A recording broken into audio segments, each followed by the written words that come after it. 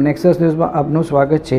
આ કોંગ્રેસના વડનગરના ધારાસભ્ય જિગ્નેશ મેવાણી દલિતો, વંચિતો, પછાતો, આદિવાસીઓના નેતા તરીકે તેમને એક છાપ છે।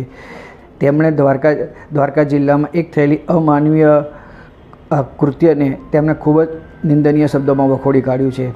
એક દલિત યુવાનને પોલીસ દ્વારા બેરહેમીપૂર્વક માર મારવામાં આવ્યો હતો, તેના ગુપ્તાંગ પર બી માર મારવામાં આવ્યો હતો અને જિગ્નેશ મેવાણીએ માંગ કરી છે કે આ જે કૃત્ય જે કરનાર જે આ પોલીસવાળા છે તેમના વિરુદ્ધમાં કાયદેસરની કાર્યવાહી કરવામાં આવે। તો આવો આપણે સાંભળીએ જિગ્નેશ મેવાણીએ તેમણે વધુમાં આ બાબતને લઈને તેમણે શું કીધું।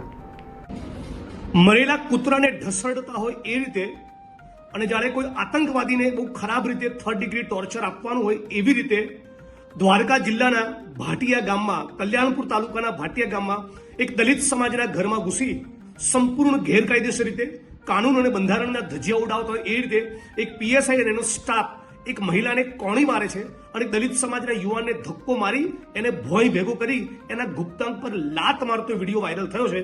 હું માગણી કરું છું કે આ રાજ્યમાં કાનૂન પ્રશાસન જેવું કંઈ બચ્યું હોય તો તાત્કાલિક અસરથી આ પીઆઈડી સામે, આ પીએસઆઈની સામે, એના સ્ટાફની સામે ફોજદારી ગુનો દાખલ કરી તાત્કાલિક એમને ધરપકડ કરી 6 મહિનામાં આ કેસની ટ્રાયલ પૂર કરી આ લોકોને જેલના સળિયા પાછળ મોકલવા જોઈએ, જેથી ખબર પડે કે રાજ્યના દલિતો, આદિવાસી, ઓબીસી એમનું પણ આત્મસન્માન છે।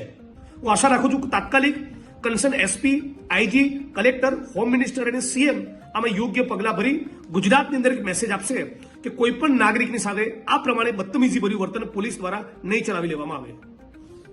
આ હતા વડગામના ધારાસભ્ય જિગ્નેશ મેવાણીએ તેમણે ખૂબ જ આકરા શબ્દોમાં પોલીસના આ વલણની નિંદા કરી છે અને તેમણે જવાબદારો સામે તાત્કાલિક પગલાં લેવાની માંગ કરી છે। દર્શક મિત્રો, આવા સમાચાર જોવા માટે આપ અમારી ચેનલ લાઇક કરો, શેર કરો, સબસ્ક્રાઈબ કરો।